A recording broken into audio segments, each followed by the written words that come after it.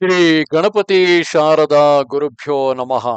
ಶ್ರೀಪಾದ ವಲ್ಲಭ ಗುರು ಪರಮೇಶ್ವರಸ್ಯ ಯೋಗೀಶ್ವರಸ್ಯ ಶಿವಶಕ್ತಿ ಸಮನ್ವಿತಸ್ಯ ಶ್ರೀಪರ್ವತಸ್ಯ ಶಿಖರಂ ಖಲು ಸನ್ನಿವಿಷ್ಟಂ ತ್ರೈಲೋಕ್ಯ ಪಾವನ ಪದಾಬ್ಜಮಹಂ ನಮಾಮಿ.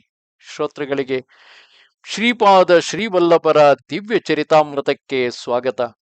ಹಿಂದಿನ 12ನೆಯ ಅಧ್ಯಾಯದಲ್ಲಿ ಸತ್ಪುರುಷರಿಗೆ ಅನ್ನದಾನ ಮಾಡಿದರೆ ಸತ್ಫಲ ಸಿಗುತ್ತದೆ ಎಂದು ಹೇಳುತ್ತಾ ಸುಬ್ಬಯ್ಯ ಶ್ರೇಷ್ಠಿಗಳು ಬಾಲ್ಯದಲ್ಲಿ ಶ್ರೀಕೃಷ್ಣನೊಡನೆ ಅವಲಕ್ಕಿ ಹಂಚಿಕೊಳ್ಳದ ಕುಚೇಲ ನಿರ್ಗತಿಕನಾಗಿ ಕೊನೆಗೆ ತಾನಾಗಿ ಬಂದು ಅವಲಕ್ಕಿ ಸಮರ್ಪಿಸಿದ ಮೇಲೆಯೇ ಲಕ್ಷ್ಮೀ ಕಟಾಕ್ಷವನ್ನು ಭಗವಂತ ಕರುಣಿಸಿದ. ಶ್ರೀಪಾದ ಶ್ರೀವಲ್ಲಭರ ದಿವ್ಯ ಚರಿತಾಮೃತವನ್ನು ಓದಿದ ಮೇಲೆ ಸತ್ಪುರುಷರಿಗೆ ಊಟ ಹಾಕಬೇಕು. ಅದರಿಂದ ಸಾಧಕನ ಆಯಸ್ಸು ಹೆಚ್ಚುವುದು. ಒಮ್ಮೆ ಮಲ್ಲಯುದ್ಧ ಪ್ರವೀಣನು ಮರ್ಮಕಲೆಯನ್ನು ಅರಿತ ಕುಲಶೇಖರನೆಂಬ ಜಟ್ಟಿಯೊಬ್ಬ ಪೀಠಿಕಾಪುರಕ್ಕೆ ಬಂದಿದ್ದ. ಗರ್ವದಿಂದ ತನ್ನ ಕಲೆಯನ್ನು ಅಂದರೆ ಮರ್ಮ ಕಲೆಯನ್ನು ದುರುಪಯೋಗ ಮಾಡಿಕೊಳ್ಳುತ್ತಿದ್ದ. ಆತ ಅಲ್ಲಿನ ಮಲ್ಲರಿಗೆ ಸವಾಲು ಹಾಕಿದ. ಶ್ರೀಪಾದರು ಗೂನು ಬೆನ್ನಿನ ನಿಶ್ಯಕ್ತ ಭೀಮನನ್ನು ಮಲ್ಲಯುದ್ಧಕ್ಕೆ ಕಳಿಸಿದರು. ಕುಲಶೇಖರನ ಒಂದೊಂದು ಪೆಟ್ಟಿಗೂ ಭೀಮ ಆರೋಗ್ಯವಂತನಾಗಿ ದೃಢಕಾಯನಾದ. ಕುಲಶೇಖರ ತನ್ನ ಶಕ್ತಿಯನ್ನೆಲ್ಲ ಕಳೆದುಕೊಂಡು ಸೊರಗಿ ಕೊನೆಗೆ ಶ್ರೀಪಾದರಿಗೆ ಶರಣಾದ. ಹೀಗೆ ದಿವ್ಯ ಪುರುಷರ ಮಹಿಮೆಯನ್ನು, ದಿವ್ಯ ಪುರುಷರ ಲೀಲೆಗಳನ್ನು ಅವರೇ ಬಲ್ಲರು. ಆದರೆ ಶ್ರೀಪಾದರು ಆ ಕುಲಶೇಖರನಿಗೂ ವೆಂಕಟೇಶ್ವರನಾಗಿ ಪದ್ಮಾವತಿ ವೆಂಕಟೇಶ್ವರನ ರೂಪದಲ್ಲಿ ದರ್ಶನವಿತ್ತರು. ಮುಂದುವರಿದ ಇಂದಿನ 13ನೇ ಅಧ್ಯಾಯದಲ್ಲಿ ಆನಂದ ಶರ್ಮರ ವೃತ್ತಾಂತವನ್ನು ನೋಡಲಿದ್ದೇವೆ. ನಾನು ಅಂದರೆ ಶಂಕರ ಭಟ್ಟರು ಶ್ರೀ ಸುಬ್ಬಯ್ಯ ಶ್ರೇಷ್ಠಿಗಳಿಂದ ಒಪ್ಪಿಗೆ ಪಡೆದು ಪೂರ್ವಪುರದ ಕಡೆಗೆ ಪ್ರಯಾಣ ಮುಂದುವರಿಸಿದೆ. ರಾತ್ರಿ ವೇಳೆಗೆ ಒಂದು ಗ್ರಾಮ ಸೇರಿಕೊಂಡೆನು. ಮಧುಕರಿಗೆ ಯಾರ ಮನೆಗೆ ಹೋಗಲಿ ಎಂದು ಯೋಚಿಸುತ್ತಿದ್ದೆನು. ನನ್ನ ಅದೇ ಬೀದಿಯ ಜಗುಲಿಯ ಮೇಲೆ ಸುಖಾಸೀನನಾಗಿ ಜೊತೆಯವರೊಂದಿಗೆ ಮಾತನಾಡುತ್ತಿದ್ದ ಒಬ್ಬ ಬ್ರಾಹ್ಮಣನನ್ನು ಕಂಡೆನು. ಆತನ ಕಣ್ಣುಗಳು ತೇಜೋಮಯವಾಗಿದ್ದವು. ಕರುಣೆ ಉಕ್ಕಿ ಹರಡುತ್ತಿತ್ತು. ಆತ ನನ್ನನ್ನು ಹಾರ್ದಿಕವಾಗಿ ಸ್ವಾಗತಿಸಿ ಭೋಜನ ಇತ್ತನು. ಊಟದ ನಂತರ ಆತ, ಮಗು, ನನ್ನನ್ನು ಆನಂದ ಶರ್ಮ ಎನ್ನುವರು. ನಾನು ಗಾಯತ್ರಿ ಮಂತ್ರ ಅನುಷ್ಠಾಪಕ. ತಾಯಿ ಗಾಯತ್ರಿ ಸ್ವಲ್ಪ ಸಮಯದ ಹಿಂದೆ ನನ್ನ ಅಂತರ್ನೇತ್ರಕ್ಕೆ ಕಾಣಿಸಿ ದತ್ತ ಭಕ್ತನೊಬ್ಬ ಬರುತ್ತಿದ್ದಾನೆ, ಆತನಿಗೆ ಹೊಟ್ಟೆ ತುಂಬಾ ಊಟ ನೀಡು, ಶ್ರೀ ದತ್ತನ ದರ್ಶನ ಭಾಗ್ಯದ ಪುಣ್ಯ ನಿನಗೆ ಬರುವುದು ಎಂದು ಹೇಳಿರುವಳು. ತಾಯಿ ನುಡಿದ ಹಾಗೆಯೇ ನಡೆದಿದೆ. ಬಹಳ ಸಂತೋಷಕರವಾದ ವಿಷಯವಾಗಿದೆ. ಆಗ ನಾನು, ಸ್ವಾಮಿ, ನಾನು ಶ್ರೀ ದತ್ತ ಭಕ್ತನೇ. ದತ್ತರು ಸದ್ಯಕ್ಕೆ ಭೂಲೋಕದಲ್ಲಿ ಶ್ರೀಪಾದ ಶ್ರೀವಲ್ಲಭ ಹೆಸರಿನಿಂದ ಕುರುವಪುರದಲ್ಲಿರುವರು. ನಾನು ಶಂಕರ ಭಟ್ಟು, ಕನ್ನಡ ಬ್ರಾಹ್ಮಣ, ಶ್ರೀಗಳವರ ದರ್ಶನಕ್ಕೆ ಹೊರಟಿದ್ದೇನೆ ಎಂದೆನು. ಕಣ್ವ ಮಹರ್ಷಿ ಆಶ್ರಮ ವಿವರಣೆ. ನನ್ನ ಮಾತು ಕೇಳಿ ಆನಂದ ಶರ್ಮ ನಕ್ಕರು. ಸ್ವಾಮಿ, ನನ್ನ ತಂದೆ ನನಗೆ ಉಪನಯನ ಮಾಡುವ ಸಮಯಕ್ಕೆ ನಮ್ಮ ಮನೆಗೆ ಅವಧೂತರೊಬ್ಬರು ಬಂದರು. ನಮ್ಮ ಮನೆಯವರು ಆತನಿಗೆ ಸಕಲ ಮರ್ಯಾದೆಗಳನ್ನು ಮಾಡಿದರು. ಆತ ಗಾಯತ್ರಿ ಮಂತ್ರಾನುಷ್ಠಾನಕ್ಕೆ ಸಂಬಂಧಿಸಿದ ಅನೇಕ ವಿಷಯಗಳನ್ನು ತಿಳಿಸಿದರು. ಬೃಹತ್ ಶಿಲಕೋನ ಅಂದರೆ ಪೆಂಚಲಕೋನದಲ್ಲಿನ ಶ್ರೀ ನರಸಿಂಹ ದೇವರನ್ನು ದರ್ಶಿಸಲು ಆದೇಶಿಸಿದರು. ನನ್ನ ತಂದೆ ನನ್ನನ್ನು ಆ ಕೋಣೆಗೆ ಕರೆದೊಯ್ದರು. ಅಲ್ಲಿ ನರಸಿಂಹದೇವರ ದರ್ಶನಾನಂತರ ನೆನೆಯದೆ ನನ್ನ ತಂದೆ ಧ್ಯಾನಸ್ಥರಾದರು. ಆ ಧ್ಯಾನ ರಾತ್ರಿ ಹಗಲು ಸಾಗಿತು. ನನಗೆ ಭಯ, ಹಸಿವು ಆಯಿತು. ಒಬ್ಬ ಆಗಂತುಕ ನನಗೆ ಊಟ ಕೊಟ್ಟು ದಾರಿಯೇ ತಿಳಿಯದ ದಟ್ಟವಾದ ಕಾಡಿನಲ್ಲಿನ ಗುಹೆ ಒಂದರಲ್ಲಿ ಕೊಂಡೊಯ್ದನು. ಮಾಯವಾದನು. ಆ ಗುಹೆಯಲ್ಲಿ ಅಗ್ನಿಗೋಳಗಳಂತಿರುವ ಕಣ್ಣಿನ ಒಬ್ಬ ವೃದ್ಧ ತಪಸ್ವಿಯನ್ನು ಕಂಡೆನು. ಆತನಿಗೆ 101 ಋಷಿಗಳು ಸೇವೆ ಸಲ್ಲಿಸುತ್ತಿದ್ದರು. ಆ ವೃದ್ಧ ತಪಸ್ವಿ, ನಾನೇ ಕಣ್ವ ಮಹರ್ಷಿ ಎಂದು, ಅದು ತನ್ನ ತಪೋಭೂಮಿ ಎಂದು, ನನ್ನ ಶಿಷ್ಯರು ಯುವಕರಾಗಿ ಕಂಡು ಬಂದರು ಅನೇಕ ಸಾವಿರ ವರುಷ ವಯಸ್ಸಿನವರೆಂದು ಅವಧೂತ ರೂಪಿ ಶ್ರೀ ದತ್ತರ ದರ್ಶನ ಪುಣ್ಯ ಫಲವಾಗಿ ಈ ತಪೋಭೂಮಿಗೆ ಬರಲಾಯಿತೆಂದು ತಿಳಿಸಿದರು. ಸಂಭ್ರಮಾಶ್ಚರ್ಯದಿಂದ ನನಗೆ ಮಾತೇ ಬಾರದಂತಾಯಿತು. ಶರೀರ ನಡುಗುತ್ತಿತ್ತು. ಆಗ ಕಣ್ವ ಯೋಗೇಂದ್ರರು, ಈಗ ದತ್ತರು ಪೀಠಿಕಾಪುರದಲ್ಲಿ ಶ್ರೀಪಾದ ಶ್ರೀವಲ್ಲಭ ರೂಪದಲ್ಲಿದ್ದಾರೆ, ನಮ್ಮನ್ನು ದಯೆಯಿಂದ ಕಾಪಾಡಬೇಕೆಂದು ನಮ್ಮ ಬೇಡಿಕೆ ಎಂದು ತಿಳಿಸು. ನಿನಗೆ ಬೇಗನೆ ಶ್ರೀಪಾದ ಶ್ರೀವಲ್ಲಭ ಪಾದುಕಾ ದರ್ಶನ ಆಗಲಿ ಎಂದು ಆಶೀರ್ವದಿಸಿ ನನ್ನ ತಲೆಯ ಮೇಲೆ ದಿವ್ಯ ಹಸ್ತವನ್ನಿತ್ತರು. ನಾನು ಕ್ಷಣದಲ್ಲಿಯೇ ನನ್ನ ತಂದೆಯ ಹತ್ತಿರ ಇದ್ದೆ. ಅವರು ಧ್ಯಾನ ಸಮಾಧಿಯಿಂದ ಎದ್ದ ನಂತರ ನಮ್ಮ ಊರಿಗೆ ಸೇರಿದೆವು. ನನಗೆ ಕಣ್ವ ಮಹರ್ಷಿ ಆಶ್ರಮದಲ್ಲಿ ಆದ ಅನುಭವವನ್ನು, ಶ್ರೀ ದತ್ತರ ನೂತನಾವತಾರ ಪೀಠಿಕಾಪುರದಲ್ಲಿರುವ ವಿಷಯವು ಸಹ ನನ್ನ ತಂದೆಯವರಿಗೂ ತಿಳಿಸಲಿಲ್ಲ. ರಾಜ ಮಹೇಂದ್ರವರದ ಹತ್ತಿರ ಪಟ್ಟುಸಾಚಲ ಪುಣ್ಯಕ್ಷೇತ್ರ. ಕಾಲ ಉರುಳುತ್ತಿತ್ತು. ಕಣ್ವ ಮಹರ್ಷಿಗಳ ಆಶೀರ್ವಾದ ಬಲದಿಂದ ನನಗೆ ಧ್ಯಾನದಲ್ಲಿ ಅನೇಕ ಬಾರಿ ಶ್ರೀಪಾದುಕಾ ದರ್ಶನವಾಗುತ್ತಿತ್ತು. ಒಮ್ಮೆ ನಮ್ಮ ಮನೆಗೆ ಕೆಲವು ಬಳಗ ಆಗಮಿಸಿದರು. ಅವರಿಗೆ ಪುಣ್ಯ ನದಿಗಳ ಸ್ನಾನ ಮತ್ತು ಪುಣ್ಯಕ್ಷೇತ್ರಗಳ ಸಂದರ್ಶನಾಭಿಲಾಷೆ ಉಂಟಾಯಿತು. ನನ್ನ ತಂದೆಯನ್ನು ಸಹ ಕರೆದರು. ಆಗ ನನ್ನ ವಯಸ್ಸು 10 ವರ್ಷ. ನನ್ನ ಮೇಲಿನ ಪ್ರೀತಿಯಿಂದ ನನ್ನನ್ನು ನನ್ನ ತಂದೆ ಕರೆದೊಯ್ದರು. ರಾಜಮಹೇಂದ್ರವರ ಗೋದಾವರಿ ನದಿ ತಡದ ಪಟ್ಟಣ, ದೊಡ್ಡ ಪುಣ್ಯಕ್ಷೇತ್ರ. ರಾಜಮಹೇಂದ್ರವರಕ್ಕೆ ಉತ್ತರದ ಬೆಟ್ಟಗಳ ಮೇಲೆ ಕೆಲವರು ಋಷಿಗಳು ತಪಸ್ಸನ್ನಾಚರಿಸುತ್ತಿದ್ದರು. ಇತ್ತ ಪೂರ್ವದ ಬೆಟ್ಟಗಳಲ್ಲೂ ಋಷಿಗಳ ತಪಸ್ಸು ನಡೆಯುತ್ತಿತ್ತು. ರಾಜಮಹೇಂದ್ರವರಕ್ಕೆ ಸ್ವಲ್ಪ ದೂರದಲ್ಲೇ ಪಟ್ಟಸಾಚಲ ಪುಣ್ಯಕ್ಷೇತ್ರ, ಗೋದಾವರಿ ನದಿ ಮಧ್ಯದಲ್ಲಿದೆ. ಮಹಾಶಿವರಾತ್ರಿಗೆ ಈ ಋಷೀಶ್ವರುಗಳಲ್ಲಿ ಕೆಲವರು ಪಟ್ಟಸಾಚಲದಲ್ಲೂ ಇನ್ನು ಕೆಲವರು ರಾಜಮಹೇಂದ್ರವರದಲ್ಲೂ ವೇದ ಸ್ವಸ್ತಿ ಹೇಳುತ್ತಿದ್ದರು. ಈ ಋಷೀಶ್ವರರುಗಳು ಪೂರ್ವ, ಪಶ್ಚಿಮ, ಉತ್ತರ ಮತ್ತು ದಕ್ಷಿಣ ದಿಕ್ಕುಗಳಿಂದ ಹೊರಟು ಎದುರುಲಪಲ್ಲಿ ಎಂಬ ಗ್ರಾಮದಲ್ಲಿ ಸೇರಿ ಅದರ ಸಮೀಪದ ಮುನಿಕೂಡಲಿ ಗ್ರಾಮದಲ್ಲಿ ತಂಗಿ ಪರಸ್ಪರ ಚರ್ಚೆ ಮಾಡಿಕೊಳ್ಳುತ್ತಿದ್ದರು. ನನ್ನ ಅದೃಷ್ಟಕ್ಕೆ ನನ್ನ ತಂದೆ ಜೊತೆ ನಾನು ಮುನಿಕೂಡಲಿ ದರ್ಶಿಸಿದೆ. ಎಲ್ಲ ಶ್ರೀ ದತ್ತ ಪ್ರಭುವಿನ ಲೀಲೆ. ಕಲಿಯುಗದಲ್ಲಿ ಶ್ರೀ ದತ್ತಾತ್ರೇಯರ ಪ್ರಪ್ರಥಮ ಅವತರಣೆ ಶ್ರೀಪಾದ ಶ್ರೀವಲ್ಲಭರು.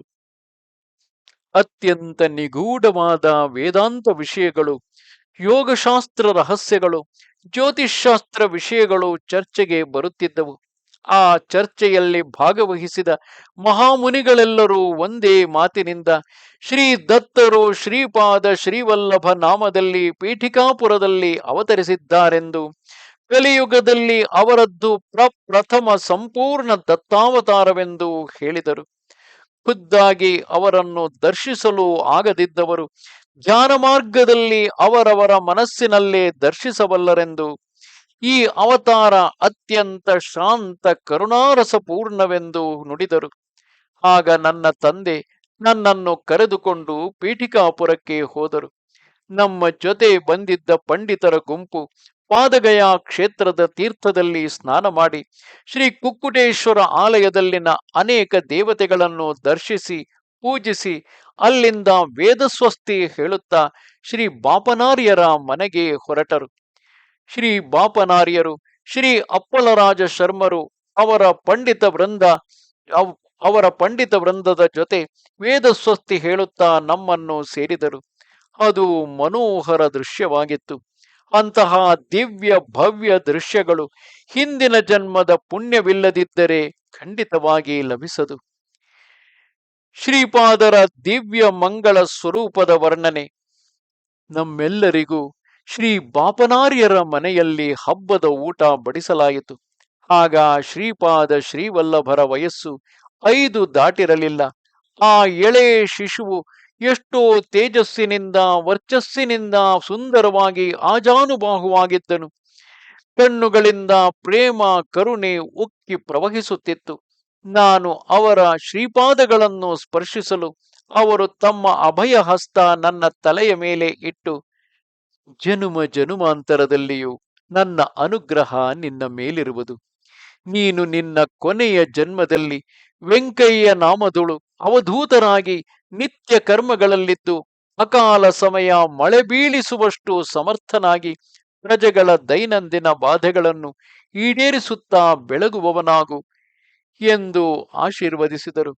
ಆಗ ನಾನು, ಶ್ರೀಪಾದ ಲೀಲೆಗಳು ಚಿತ್ರ ವಿಚಿತ್ರವಾಗಿವೆ, ಶ್ರೀ ಗಾಯತ್ರಿ ಮಂತ್ರ ಸಾಧನಾ ರಹಸ್ಯ ತಿಳಿಸಿ ಎಂದು ಪ್ರಾರ್ಥಿಸಿದನು. ಶ್ರೀ ಗಾಯತ್ರಿ ಮಂತ್ರ ಸರ್ವಾಕ್ಷರ ಮಹಿಮೆ ವರ್ಣನೆ ಆನಂದ ಶರ್ಮಾ ಹೀಗೆ ವಿವರಿಸಿದರು. ಶ್ರೀ ಗಾಯತ್ರಿ ಶಕ್ತಿ ವಿಶ್ವವ್ಯಾಪಕ ಶಕ್ತಿ. ಆ ಶಕ್ತಿಯ ಜೊತೆ ಸಂಬಂಧ ಸ್ಥಾಪಿಸಿಕೊಂಡರೆ ಸೂಕ್ಷ್ಮ ಪ್ರಕೃತಿ ಸ್ವಾಧೀನವಾಗುವುದು. ಅದರಿಂದ ಭೌತಿಕ, ಮಾನಸಿಕ, ಆತ್ಮೀಯ ಕ್ಷೇತ್ರಗಳಲ್ಲಿನ ಎಲ್ಲ ಸಂಪತ್ತುಗಳನ್ನು ಹೊಂದಲು ಸಾಧ್ಯ. ಶರೀರದ ಎಲ್ಲ ಅಂಗಗಳಿಂದ ನಾಡಿಗಳು ಶರೀರವೆಲ್ಲ ವ್ಯಾಪಿಸಿರುವವು. ಕೆಲವು ನಾಡಿಗಳು ಸೇರಿದರೆ ಗ್ರಂಥಿ ಆಗುವುದು. ಮಾನವನ ಶರೀರದಲ್ಲಿ ವಿವಿಧ ಗ್ರಂಥಿಗಳಲ್ಲಿ ವಿವಿಧ ಶಕ್ತಿಗಳು ಕೂಡಿರುವವು. ಜಪ ಯೋಗದಲ್ಲಿ ನಿಷ್ಠೆಯಿಂದಿರುವವರು ತಕ್ಕ ಮಂತ್ರವನ್ನು ಉಚ್ಚರಿಸುವುದರಿಂದ ಆ ಗ್ರಂಥಿಯಲ್ಲಿನ ಶಕ್ತಿಯನ್ನು ಹೊರಬರಿಸಬಹುದು. ಓಂ ಎನ್ನುವುದನ್ನು ಉಚ್ಚರಿಸಿದರೆ ಶಿರಸ್ಸಿನ ಮೇಲೆ 6 ಅಂಗುಲ ಪ್ರಾಂತದಲ್ಲಿ, ಭೂಹ್ ಎಂಬುದನ್ನು ಉಚ್ಚರಿಸುವಾಗ ಬಲಗಣ್ಣ ಮೇಲೆ 4 ಅಂಗುಲ ಪ್ರಾಂತದಲ್ಲಿಯೂ, ಭುವಃ ಉಚ್ಚರಿಸುವಾಗ ಮಾನವನ ತ್ರಿನೇತ್ರದ ಮೇಲೆ 3 ಅಂಗುಲ ಪ್ರಾಂತದಲ್ಲಿಯೂ, ಸ್ವಹ ವನ್ನು ಉಚ್ಚರಿಸಿದರೆ ಎಡಗಣ್ಣು ಮೇಲೆ 4 ಅಂಗುಲ ಪ್ರಾಂತದಲ್ಲಿ ಶಕ್ತಿ ಎಚ್ಚರಗೊಳಿಸುವುದು. ಇದೇ ರೀತಿ ಗಾಯತ್ರಿ ಮಂತ್ರದ ಮುಂದುವರಿದ ಅಕ್ಷರಗಳು ಆಜ್ಞಾ ಪ್ರಾಂತದಲ್ಲಿನ ತಾಪಿನಿ ಗ್ರಂಥಿಯಲ್ಲಿ ಸೇರಿಕೊಂಡಿರುವ ಸಾಫಲ್ಯ ಶಕ್ತಿಯನ್ನು ಜಾಗೃತಗೊಳಿಸಲು, ತತ್ ಎಡಗಣ್ಣಿನಲ್ಲಿನ ಸಫಲತೆ ಎನ್ನುವ ಗ್ರಂಥಿಯಲ್ಲಿ ಸೇರಿಕೊಂಡಿರುವ ಪರಾಕ್ರಮ ಎಂಬುವ ಶಕ್ತಿಯನ್ನು ಎಚ್ಚರಗೊಳಿಸಲು, ಸ ಬಲಗಣ್ಣಿನಲ್ಲಿನ ವಿಶ್ವ ಎಂಬುವ ಗ್ರಂಥಿಯಲ್ಲಿ ಸೇರಿರುವ ಪಾಲನೆ ಎಂಬುವ ಶಕ್ತಿಯನ್ನು ಜಾಗೃತಗೊಳಿಸಲು, ವಿ ಎಡಕಿವಿಯಲ್ಲಿನ ತುಷ್ಟಿ ಎಂಬುವ ಗ್ರಂಥಿಯಲ್ಲಿ ಸೇರಿರುವ ಮಂಗಳಕರ ಶಕ್ತಿಯನ್ನು ಜಾಗೃತಗೊಳಿಸಲು, ತು ಬಲಗಿವಿಯಲ್ಲಿನ ವರದ ಎಂಬುವ ಗ್ರಂಥಿಯಲ್ಲಿ ಸೇರಿರುವ ಯೋಗಶಕ್ತಿ ಜಾಗೃತಿಗೆ, ವಾ ಮೂಗಿನ ಮೂಲದಲ್ಲಿ ರೇವತಿ ಎಂಬುವ ಗ್ರಂಥಿಯಲ್ಲಿ ಸೇರಿರುವ ಪ್ರೇಮ ಶಕ್ತಿಯನ್ನು ಸಿದ್ಧಿಸಲು, ರೇ ಮೇಲ್ತುಟಿಯಲ್ಲಿನ ಸೂಕ್ಷ್ಮ ಗ್ರಂಥಿಯಲ್ಲಿ ಸೇರಿರುವ ಘನ ಎಂದು ಸಂಜ್ಞೆಯಿರುವ ಶಕ್ತಿಯ ಪ್ರೇರಣೆಗೆ, ನೀ ಕೆಳಗಿನ ತುಟಿಯಲ್ಲಿನ ಜ್ಞಾನ ಎಂಬುವ ಗ್ರಂಥಿಯಲ್ಲಿ ಸೇರಿರುವ ತೇಜ ಎಂಬುವ ಶಕ್ತಿಯ ಜಾಗೃತಕ್ಕೆ, ಯಂ ಕಂಠದಲ್ಲಿನ ಭರ್ಗ್ ಎಂಬುವ ಗ್ರಂಥಿಯಲ್ಲಿ ರಕ್ಷಣೆ ಎಂಬುವ ಶಕ್ತಿಯ ಪ್ರೇರಣೆಗೆ, ಭರ್ ಕಂಠ ಆಳದಲ್ಲಿನ ಗೋಮತಿ ಎಂಬುವ ಗ್ರಂಥಿಯಲ್ಲಿ ಅಡಗಿರುವ ಬುದ್ಧಿ ಎಂಬುವ ಶಕ್ತಿಗಾಗಿ, ಗೋ ಎಡಭಾಗದ ಎದೆಯ ಅಗ್ರದಲ್ಲಿನ ದೇವಿಕಾ ಎಂಬುವ ಗ್ರಂಥಿಯಲ್ಲಿ ಸೇರಿರುವ ದಮನ ಶಕ್ತಿಯ ಜಾಗೃತಿಗೆ, ದೇ ಬಲಭಾಗದ ಎದೆಯ ಅಗ್ರದಲ್ಲಿನ ವಾರಾಹಿ ಎಂಬುವ ಗ್ರಂಥಿಯಲ್ಲಿ ಅಡಗಿರುವ ನಿಷ್ಠೆ ಶಕ್ತಿಯ ಸಿದ್ಧಿಗಾಗಿ, ವಾ ಹೊಟ್ಟೆಯ ಮೇಲ್ಭಾಗದಲ್ಲಿ ಕೊನೆಯ ಪಕ್ಕದ ಮೂಳೆಗಳು ಸೇರುವ ಸ್ಥಳದಲ್ಲಿನ ಸಿಂಹಿನಿ ಗ್ರಂಥಿಯಲ್ಲಿ ಸೇರಿಕೊಂಡಿರುವ ಧಾರಣೆ ಎಂಬುವ ಶಕ್ತಿಯನ್ನು ಜಾಗೃತಗೊಳಿಸಲು, ಸ್ಯ ಯಶುತ್ತಿನಲ್ಲಿನ ಧ್ಯಾನ ಎಂಬುವ ಗ್ರಂಥಿಯಲ್ಲಿ ಸೇರಿರುವ ಪ್ರಾಣ ಎಂಬುವ ಶಕ್ತಿಯನ್ನು ಜಾಗೃತಿಸಲು, ಧೀ ಯಶುತ್ತಿಯಲ್ಲಿನ ಮರ್ಯಾದೆ ಗ್ರಂಥಿಯಲ್ಲಿ ಅಡಗಿರುವ ಸಂಯಮ ಎಂಬುವ ಶಕ್ತಿ ಪ್ರೇರಣೆಗಾಗಿ, ಮಾ ಹೊಕ್ಕುಳಿನಲ್ಲಿರುವ ಸ್ಫುಟ ಎಂಬ ಗ್ರಂಥಿಯಲ್ಲಿ ಸೇರಿರುವ ತಪೋ ಎಂಬುವ ಶಕ್ತಿ ಜಾಗೃತಿಗೆ, ಹಿ ಬೆನ್ನು ಮೂಳೆ ಕೊನೆಯ ಭಾಗದಲ್ಲಿನ ಮೇಧಾ ಗ್ರಂಥಿಯಲ್ಲಿ ಸೇರಿರುವ ದೂರದರ್ಶಿತ ಶಕ್ತಿ ಜಾಗೃತಿಸಲು, ಧೀ ಎಡಭುಜದಲ್ಲಿನ ಯೋಗಮಾಯೆ ಗ್ರಂಥಿಯಲ್ಲಿರುವ ಅಂತರ್ನಿಹಿತ ಎಂಬ ಶಕ್ತಿ ಜಾಗೃತಿಗಾಗಿ, ಯೋ ಬಲಭುಜದಲ್ಲಿ ಯೋಗಿನಿ ಎಂಬ ಗ್ರಂಥಿಯಲ್ಲಿ ಸೇರಿರುವ ಉತ್ಪಾದನೆ ಎಂಬ ಶಕ್ತಿ ಜಾಗೃತವಾಗಲು ಯೋ, ಬಲ ಮೊಳಕೈಯಲ್ಲಿನ ಧಾರಿಣಿ ಎಂಬ ಗ್ರಂಥಿಯಲ್ಲಿ ಬೆರೆತಿರುವ ಸರಸತಾ ಎಂಬ ಶಕ್ತಿ ಪ್ರೇರಣೆಗೆ ನಹ ಆರ್ ನಫ್, ಎಡ ಮೊಣಕೈಯಲ್ಲಿನ ಪ್ರಭವ ಎಂಬ ಗ್ರಂಥಿಯಲ್ಲಿ ಅಡಗಿರುವ ಆದರ್ಶ ಎಂಬ ಶಕ್ತಿ ಜಾಗೃತಕ್ಕಾಗಿ ಪ್ರ, ಬಲಗೈ ಮೊಣಕ ಮಣಿಕಟ್ಟಿನಲ್ಲಿ ಉಷ್ಮ ಎಂಬ ಗ್ರಂಥಿಯಲ್ಲಿ ಸೇರಿರುವ ಸಾಹಸ ಎಂಬ ಶಕ್ತಿಯ ಪ್ರೇರಣೆಗೆ ಯೋ, ಬಲ ಅಂಗೈಯಲ್ಲಿನ ದೃಶ್ಯ ಎಂಬ ಗ್ರಂಥಿಯಲ್ಲಿ ಅಂತರ್ಗರ್ಭಿತ ವಿವೇಕ ಎಂಬ ಶಕ್ತಿ ಪ್ರೇರಣೆಗೆ ದ, ಎಡ ಅಂಗೈಯಲ್ಲಿನ ನಿರಂಜನ ಎಂಬುವ ಗ್ರಂಥಿಯಲ್ಲಿ ಸೇರಿರುವ ಸೇವೆ ಎಂಬ ಶಕ್ತಿ ಎಚ್ಚರಗೊಳ್ಳಲು ಯಾತ್ ಎಂಬುವ ಬೀಜಗಳನ್ನು ಉಚ್ಚರಿಸಬೇಕು. ಈ ವಿಧವಾಗಿ ಶ್ರೀ ಗಾಯತ್ರಿ ಮಂತ್ರದ 24 ಅಕ್ಷರಕ್ಕೂ ನಮ್ಮ ಶರೀರದೊಳು ಬೇರೆ ಬೇರೆ ಕಡೆ ಇರುವ 24 ಗ್ರಂಥಿಗಳಿಗೂ ಆಯಾ ಗ್ರಂಥಿಗಳಲ್ಲಿ ಅಂತರ್ಗರ್ಭಿತವಾದ 24 ತರಹ ಶಕ್ತಿಗಳಿಗೂ ಹತ್ತಿರದ ಸಂಬಂಧವಿರುವುದು. ಸಂಖ್ಯೆ 9ರ ಬದಲಾವಣೆಗೆ ಒಳಗಾಗದ ಸಂಖ್ಯೆ 9 ಬದಲಾವಣೆಗೆ ಒಳಗಾಗದ ಬ್ರಹ್ಮತತ್ವವನ್ನು ಸೂಚಿಸುವುದು. 8 ಮಾಯಾ ತತ್ವವನ್ನು ಸೂಚಿಸುತ್ತದೆ. ದೋಚಪಾತಿ ದೇವಲಕ್ಷ್ಮಿ ಎಂಬ ವಾಕ್ಯಕ್ಕೆ ವಿವರಣೆ. ಶ್ರೀಪಾದರು ತಮಗಿಷ್ಟವಾದವರ ಮನೆಯಿಂದ 2 ಚಪಾತಿಗಳನ್ನು ಸ್ವೀಕರಿಸುತ್ತಿದ್ದರು. ಅವರು ದೋಚಪಾತಿ ದೇವಲಕ್ಷ್ಮಿ ಎಂದು ಕೇಳುವ ಬದಲಾಗಿ ದೋ ಚೌಪಾತಿ ದೇವಲಕ್ಷ್ಮಿ ಎಂದು ಕೇಳುತ್ತಿದ್ದರು. ದೋ ಎಂಬುದು 2 ಸಂಖ್ಯೆಯನ್ನು, ಚೌ ಎಂಬುವುದು 4 ಸಂಖ್ಯೆಯನ್ನು, ಪತಿದೇವ್ ಶಬ್ದ ಜಗತ್ಪ್ರಭುವಾದ ಪರಮೇಶ್ವರರನ್ನು 9 ಎಂದು ಸೂಚಿಸಲು, ಲಕ್ಷ್ಮೀ ಶಬ್ದ ಮಾಯಾ ಸ್ವರೂಪವಾದ 8 ಸಂಖ್ಯೆಯನ್ನು ಸೂಚಿಸುತ್ತದೆ. ಆದ್ದರಿಂದ 2, 4, 9, 8 ಎನ್ನುವ ಸಂಖ್ಯೆ ಒಂದು ವಿಚಿತ್ರವಾದ್ದು. ಅದು ತಾನು ಗಾಯತ್ರಿ ಸ್ವರೂಪವೆಂದು, ಪರಮಾತ್ಮವೆಂದು, ಪರಾಶಕ್ತಿಯನ್ನು ಸಹ ತಾನೇ ಎಂದು ಸೂಚಿಸಲು ಶ್ರೀಪಾದರು 2, 4, 9, 8 ಹೀಗೆ ದೋಚೌಪಾತಿ ದೇವಲಕ್ಷ್ಮಿ ಅಥವಾ ದೋಚಪಾತಿ ದೇವಲಕ್ಷ್ಮಿ ಎಂದು ತೋರಿಸುತ್ತಿದ್ದರು. ಆಗ ನಾನು, ಸ್ವಾಮಿ, ಗಾಯತ್ರಿ ಅಕ್ಷರ ಕುರಿತು ತಾವು ಹೇಳಿದ್ದು ಭಾಗಶಃ ಅರ್ಥವಾಗಿದೆ. ಅಲ್ಲಿ 9 ಪರಮಾತ್ಮ ಸ್ವರೂಪವೆಂದಿರಿ, 8 ಎನ್ನುವುದು ಮಾಯಾ ಸ್ವರೂಪವೆಂದಿರಿ. ಇದು ನನಗೆ ಅರ್ಥವಾಗಲಿಲ್ಲ ಎಂದೆನು. ನವಮ ಸಂಖ್ಯೆಯ ವಿವರಣೆ. ಆಗ ಆನಂದ ಶರ್ಮರು, ಮಗು ಶಂಕರ ಭಟ್ಟು, ಪರಮಾತ್ಮರು ಈ ವಿಶ್ವಕ್ಕೆ ಅತೀತರು. ಆತ ಎಂತಹ ಬದಲಾವಣೆಗಳಿಗೂ ಒಳಗಾಗದವ. 9 ಎನ್ನುವುದು ಒಂದು ವಿಚಿತ್ರವಾದ ಸಂಖ್ಯೆ. ಅದನ್ನು 1ರಿಂದ ಗುಣಿಸಿದರೆ 9 ಬರುವುದು. 9ನ್ನು 2ರಿಂದ ಗುಣಿಸಿದರೆ 18 ಬರುವುದು. ಅದು ಪುನಃ 1 + 8 9 ಆಗುವುದು. 9ನ್ನು 3ರಿಂದ ಗುಣಿಸಿದರೆ 27 ಬರುವುದು. ಅದು ಪುನಃ 2 + 7 9 ಆಗುವುದು. ಹೀಗೆ 9ನ್ನು ಯಾವ ಸಂಖ್ಯೆಯಿಂದ ಗುಣಿಸಿ ಬಂದ ಸಂಖ್ಯೆಗಳನ್ನು ಕೂಡಿದರೆ 9 ಬರುವುದು. ಬದಲಾವಣೆ ಇಲ್ಲ. ಹೀಗೆ 9 ಸಂಖ್ಯೆ ಬ್ರಹ್ಮತತ್ವವನ್ನು ಸೂಚಿಸುವುದು.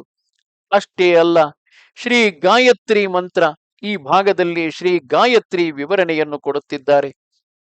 ಅಷ್ಟೇ ಅಲ್ಲ, ಶ್ರೀ ಗಾಯತ್ರಿ ಮಂತ್ರ ಕಲ್ಪವೃಕ್ಷದಂಥದ್ದು. ಇದರಲ್ಲಿ ಓಂಕಾರವು ಭೂಮಿಯಿಂದ ಮೇಲೆ ಬರುತ್ತಿರುವ ಮೂಲಕಾಂಡವೆಂದು ಗ್ರಹಿಸಬೇಕು. ಭಗವಂತನು ಇರುವನೆಂಬ ಜ್ಞಾನವು, ಪರಮೇಶ್ವರನ ಮೇಲೆ ಏಕಾಗ್ರತೆಯು ಓಂಕಾರ ಉಚ್ಚಾರಣೆಯಿಂದ ಹೊಂದಬಹುದು. ಮೂಲಕಾಂಡದ 3 ಶಾಖೆಗಳಾಗಿ ಭೂಹು, ಭುವಃ, ಸ್ವಹ ಎಂಬುವವು ಹೊರಬಂದಿಹವು. ಭೂಹು ಎಂಬುವುದು ಆತ್ಮಜ್ಞಾನ ಪ್ರಾಪ್ತಿಯಾಗಲು ಸಮರ್ಥವಾದದ್ದು. ಭುವಃ ಎಂಬುದು ಜೀವಿ ಶರೀರದಲ್ಲಿರಲು ಆಚರಿಸಬೇಕಾದ ಕರ್ಮಯೋಗವನ್ನು ಸೂಚಿಸುವುದು. ಸ್ವಹ ಎಂಬುದು ಎಲ್ಲ ಸಂದಿಗ್ಧಗಳಲ್ಲೂ ಸ್ಥಿರತ್ವ ಹೊಂದಿ ಸಮಾಧಿ ಸ್ಥಿತಿಗೆ ಸಹಕರಿಸುವುದು. ಭೂಹು ಎಂಬ ಶಾಖೆಯಿಂದ ತತ್, ಸವಿತುಹು, ವರೆಣ್ಯಂ ಎಂಬುವ 3 ಉಪಶಾಖೆಗಳು ಹುಟ್ಟಿವೆ. ತತ್ ಎಂಬುದು ಶರೀರದಲ್ಲಿ ಇರುವವರಿಗೆ ಜೀವನ ವಿಜ್ಞಾನವನ್ನು ಕೊಡಲು, ಸವಿತುಹು ಎಂಬುದು ಶರೀರದಲ್ಲಿ ಇರುವವರಿಗೆ ಶಕ್ತಿ ಪಡೆಯಲು, ವರೇಣ್ಯಂ ಎಂಬುದು ಮಾನವ ತನ್ನ ಜಂತು ಧರ್ಮಗಳನ್ನು ಬಿಟ್ಟು ದಿವ್ಯನಾಗಿ ಬೆಳಗಲು ಸಹಕರಿಸುವುದು. ಭುವಃ ಎಂಬ ಶಾಖೆಯಿಂದ ಭರ್ಗೋ ದೇವಸ್ಯ ಧೀಮಹಿ ಎಂದು 3 ಉಪಶಾಖೆಗಳು ಹುಟ್ಟಿವೆ.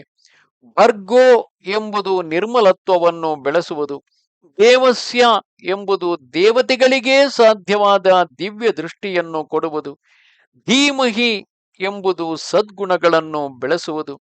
ಸ್ವಹ ಎಂಬ ಶಾಖೆಯಿಂದ ಧಿಯೋ ಯೋನಃ ಪ್ರಚೋದಯಾತ್ ಎಂದು 3 ಉಪಶಾಖೆಗಳು ಬಂದಿವೆ. ಧಿಯೋ ಎಂಬುದು ವಿವೇಕವನ್ನು, ಯೋನಃ ಎಂಬುದು ಸಂಯಮವನ್ನು, ಪ್ರಚೋದಯಾತ್ ಸೇವಾಭಾವವನ್ನು ಎಲ್ಲ ಜೀವರಾಶಿಗಳಲ್ಲೂ ಬೆಳೆಯಲು ಸಹಕರಿಸುವುದು. ಆದ್ದರಿಂದ ಗಾಯತ್ರಿ ಎಂಬ ಕಲ್ಪವೃಕ್ಷಕ್ಕೆ 3 ಶಾಖೆಗಳು, ಭೂ, ಭುವಃ, ಸ್ವಹ ಎಂದು. ಈ ಒಂದೊಂದು ಶಾಖೆಗೆ 3 ಉಪಶಾಖೆಗಳು ಇವೆ ಎಂದು ನಿನಗೆ ಅರ್ಥವಾಯಿತಲ್ಲವೇ? ಆದ್ದರಿಂದ 2, 4, 9, 8 ಎಂಬುದು ಶ್ರೀಪಾದರನ್ನು ಸೂಚಿಸುವುದು. ಅದರ 9 ನಿನಗೆ ಈಗಾಗಲೇ ವಿವರಿಸಿದ್ದೇನೆ. ಇನ್ನು ಅಷ್ಟಮ ಸಂಖ್ಯೆಯ ವಿವರಣೆ. 8 ಎಂಬುವ ಸಂಖ್ಯೆ ಮಾಯಾರೂಪ. ಇದುವೇ ಶ್ರೀ ಅನಘಾಮಾತ ತತ್ವ. 8ರಿಂದ 1 ಗುಣಿಸಿದರೆ 8 ಬರುವುದು. 8ನ್ನು 2ರಿಂದ ಗುಣಿಸಿದರೆ 16 ಬರುವುದು. ಈ 1 + 6 7 ಆಗುವುದು. 8ಕ್ಕಿಂತ 1 ಕಡಿಮೆ. 8ನ್ನು 3ರಿಂದ ಗುಣಿಸಿದರೆ 24 ಬರುವುದು. 2 + 4 6 ಅಂದರೆ 8ಕ್ಕಿಂತ 2 ಕಡಿಮೆ. ಹೀಗೆ ಸೃಷ್ಟಿಯ ಸಮಸ್ತ ಜೀವರಾಶಿಯ ಶಕ್ತಿಗಳನ್ನು ನಾಶಗೊಳಿಸಿ ಕಡಿಮೆ ಮಾಡಬಲ್ಲ ತತ್ವವು ಜಗನ್ಮಾತೆಯಲ್ಲಿರುವುದು. ಯಾರೇ ಎಷ್ಟೇ ದೊಡ್ಡವರಾಗಿದ್ದರೂ ಅವನನ್ನು ಕಡಿಮೆ ಮಾಡಬಲ್ಲ ಶಕ್ತಿ ಮಾಯಾ ಸ್ವರೂಪಕ್ಕಿದೆ. ಶ್ರೀಪಾದ ಶ್ರೀವಲ್ಲಭರು ಶ್ರೀ ಗಾಯತ್ರಿ ಮಾತ ಸ್ವರೂಪ. ಅವರು ಅನಘಾದೇವಿ ಸಮೇತ ಶ್ರೀ ದತ್ತರು. ಅವರನ್ನು ಮನೋವಾಕ್ಕಾಯ ಕರ್ಮಗಳಿಂದ ಆರಾಧಿಸುವ ಜನಕ್ಕೆ ಸಮಸ್ತ ಅಭೀಷ್ಟಗಳು ಸಿದ್ಧಿಸುವವು. ಶ್ರೀ ಗಾಯತ್ರಿ ಮಾತೆಯಲ್ಲಿ ಪ್ರಾತಃ ಕಾಲದಲ್ಲಿ ಹಂಸಾರೂಢೆಯಾದ ಬ್ರಾಹ್ಮೀ ಶಕ್ತಿ, ಮಧ್ಯಾಹ್ನ ಕಾಲ ಗರುಡಾರೂಢಳಾದ ವೈಷ್ಣವಿ ಶಕ್ತಿ, ಸಂಜೆಯ ಸಮಯದಲ್ಲಿ ವೃಷಭಾರೂಢಳಾದ ಶಾಂಭವಿ ಶಕ್ತಿ ಇರುವುದು. ಶ್ರೀ ಗಾಯತ್ರಿ ಮಂತ್ರಾಧಿಷ್ಠಾನ ದೇವತೆ ಸವಿತಾದೇವಿ. ತ್ರೇತಾಯುಗದಲ್ಲಿ ಶ್ರೀ ಪೀಠಿಕಾಪುರದಳು ಶ್ರೀ ಭರದ್ವಾಜ ಮಹರ್ಷಿ ಸವಿತ್ರಕಾರಕ ಚಯನ ಮಾಡಿದ ಫಲಿತ ಶ್ರೀಪಾದ ಶ್ರೀವಲ್ಲಭರು ಪೀಠಿಕಾಪುರದಲ್ಲಿ ಜನಿಸಿದರು. ಸವಿತಾದೇವಿ ಪ್ರಾತಃ ಕಾಲದಲ್ಲಿ ಋಗ್ವೇದ ರೂಪದಲ್ಲಿರುವಳು, ಮಧ್ಯಾಹ್ನ ಸಮಯ ಯಜುರ್ವೇದ ರೂಪಧಾರಿಯಾಗಿರುವಳು, ಸಾಯಂ ಸಮಯ ಸಾಮವೇದ ರೂಪಧಾರಿಯಾಗಿರುವಳು, ರಾತ್ರಿಯ ವೇಳೆ ಅಥರ್ವಣ ರೂಪಧಾರಿಯಾಗಿರುವಳು. ನಮ್ಮ ಕಣ್ಣಿಗೆ ಕಾಣುವ ಸೂರ್ಯ ಕೇವಲ ಒಂದು ಚಿಹ್ನೆ. ಯೋಗಿಗಳು ಮಹೋನ್ನತ ಸ್ಥಿತಿ ಹೊಂದುವಾಗ ತ್ರಿಕೋಣಾಕಾರದಲ್ಲಿ ಮಹೋಜ್ವಲವಾಗಿ ಪ್ರಕಾಶಿಸುವ ಬ್ರಹ್ಮ ಯೋನಿನಿಯನ್ನು ದರ್ಶಿಸಬಲ್ಲರು. ಇದರಿಂದಲೇ ಕೋಟ್ಯಾನುಕೋಟಿ ಬ್ರಹ್ಮಾಂಡಗಳು ಪ್ರತಿ ಕ್ಷಣವೂ ಹುಟ್ಟುತ್ತಿದೆ, ಪ್ರತಿ ಕ್ಷಣವೂ ರಕ್ಷಿಸಲ್ಪಡುತ್ತಿದೆ, ಪ್ರತಿ ಕ್ಷಣವೂ ನಾಶವೂ ಮಾಡಲ್ಪಡುತ್ತಿದೆ. ಈ ರೀತಿ ಪ್ರತಿ ಕ್ಷಣವೂ ಸೃಷ್ಟಿ ಸ್ಥಿತಿ ಲಯಗಳು ಮಾಡಲ್ಪಡುತ್ತಿವೆ. ಲೆಕ್ಕವಿಲ್ಲದ ಈ ಖಗೋಳಗಳನ್ನೆಲ್ಲ ಸೃಷ್ಟಿ ಸ್ಥಿತಿ ಲಯಗಳು ಮಾಡುವ ಸವಿತಾ ಶಕ್ತಿಗೆ ಸಾವಿತ್ರಿ ಎಂದು ಹೆಸರು. ಆದರೆ ಸಾವಿತ್ರಿ ಗಾಯತ್ರಿ ಒಂದೇ ಸ್ವರೂಪಗಳು. ಶವಗಳ ದಹನಕ್ಕೆ ಉಪಯೋಗಿಸುವ ಅಗ್ನಿಯನ್ನು ಲೋಹಿತ ಎಂಬುವರು, ಅಡಿಗೆಗೆ ಉಪಯೋಗಿಸುವ ಅಗ್ನಿ ರೋಹಿತ. ಹಾಗೆಯೇ ಪರಸ್ಥಾಯಿಯಲ್ಲಿ ಗಾಯತ್ರಿಯಲ್ಲಿ, ಪರಸ್ಥಾಯಿಯಲ್ಲಿ ಗಾಯತ್ರಿಯಾಗಿ, ಅಪರಾಸ್ಥಾಯಿಯಲ್ಲಿ ಸಾವಿತ್ರಿಯಾಗಿ ಒಂದೇ ಶಕ್ತಿ ಆಡಿಸುತ್ತಿರುವಳು. ಜೀವರಾಶಿಗಳ ಪರಿಣಾಮ ಕ್ರಮವಾಗಿ ಇಹಲೋಕ ಸಂಬಂಧವಾದ ಬೇಡಿಕೆಗಳು ಎಷ್ಟೋ ಅವೆಲ್ಲವೂ ಸಾವಿತ್ರಿ ಮಾತೆಯಿಂದ ಲಭಿಸುವವು. ಜೀವರಾಶಿಗಳಿಗೆ ಆಧ್ಯಾತ್ಮಿಕೋನ್ನತಿ ಗಾಯತ್ರಿ ಮಾತೆಯ ಅನುಗ್ರಹದಿಂದ ಲಭಿಸುವುದು. ಇಹಲೋಕದಲ್ಲಿ ಸಕಲ ಸುಖ ಭೋಗಗಳನ್ನು ಅನುಭವಿಸಲು, ಪರಲೋಕದಲ್ಲಿ ವಿಮುಕ್ತಿ ಸ್ಥಿತಿಯಲ್ಲಿ ದಿವ್ಯಾನಂದವನ್ನು ಅನುಭವಿಸಲು ಸಮನ್ವಯ ಬೇಕಾಗಿದೆ.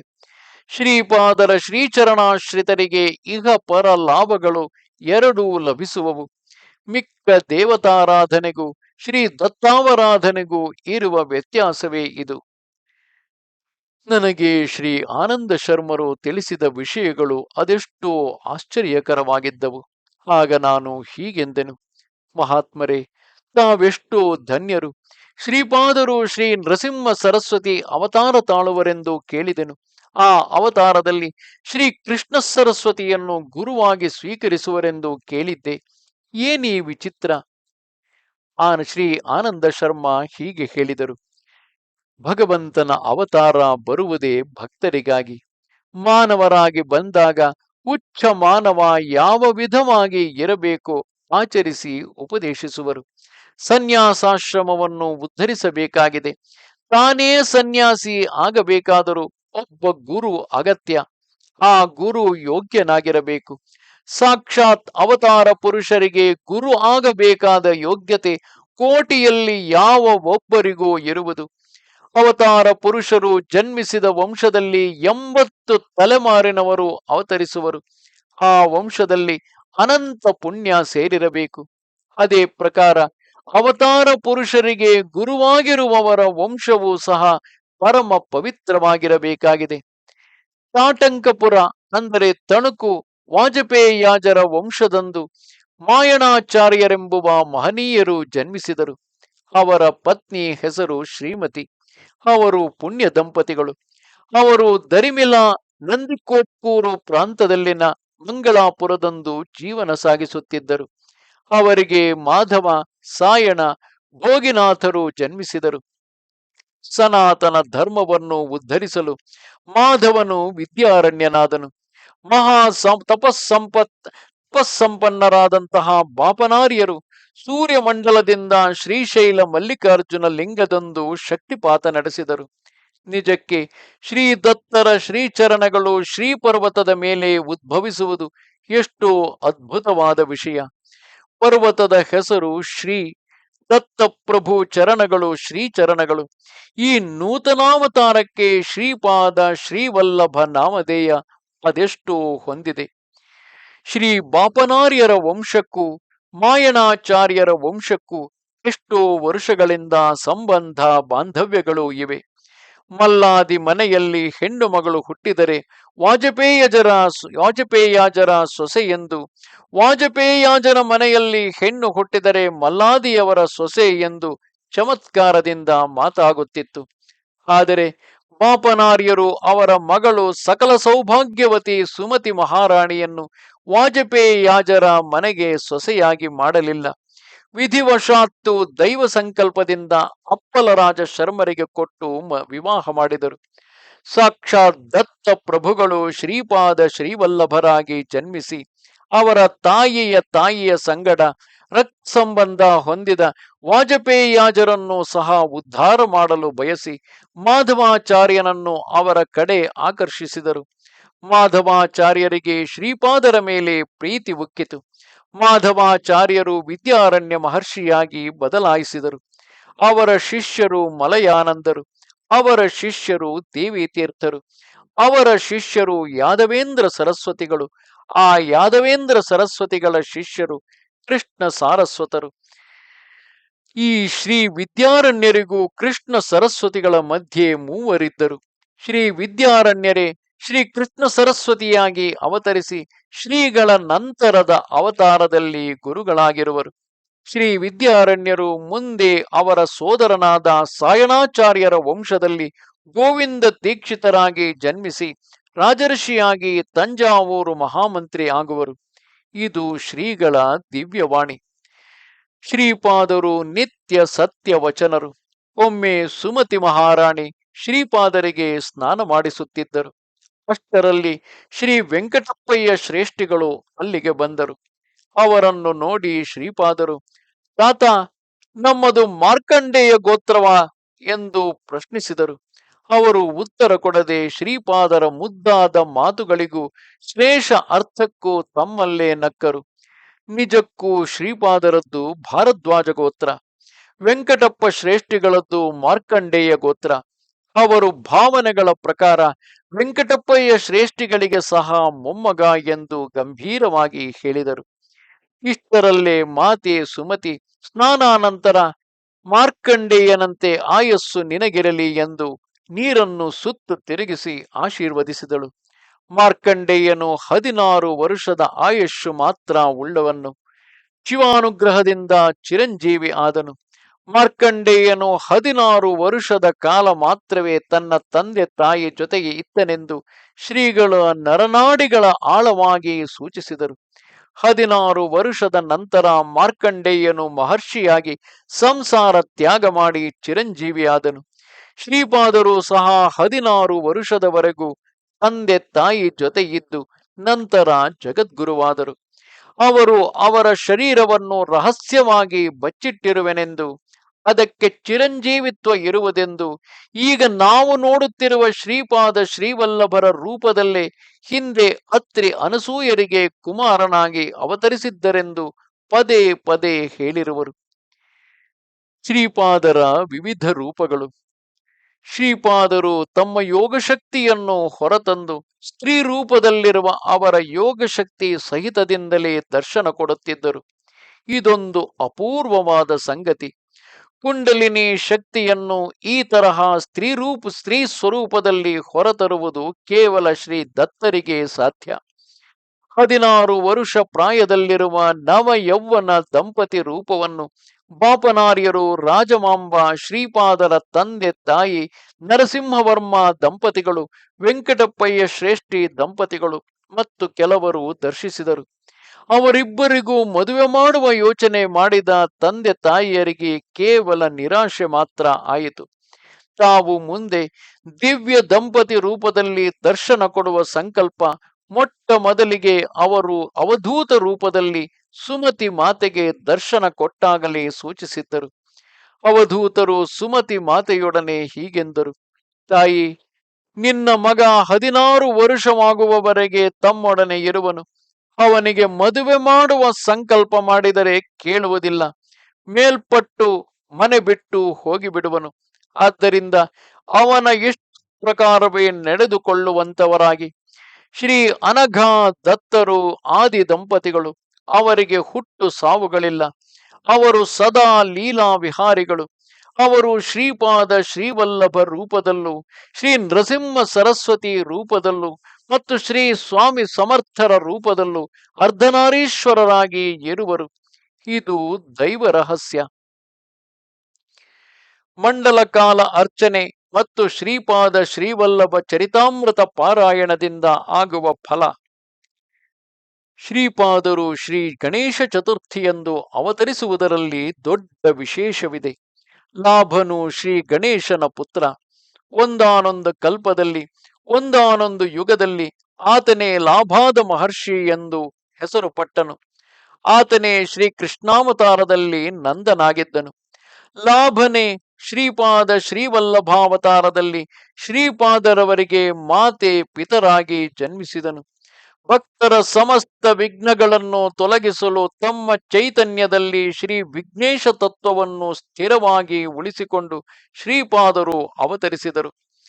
ಅವರು ಚಿತ್ತ ನಕ್ಷತ್ರದಲ್ಲಿ ಅವತರಿಸಿ ಇದಕ್ಕೆ 27ನೆಯ ನಕ್ಷತ್ರವಾದ ಹಸ್ತದಲ್ಲಿ ಕುರುವಪುರದಲ್ಲಿ ಅದೃಶ್ಯರಾದರು.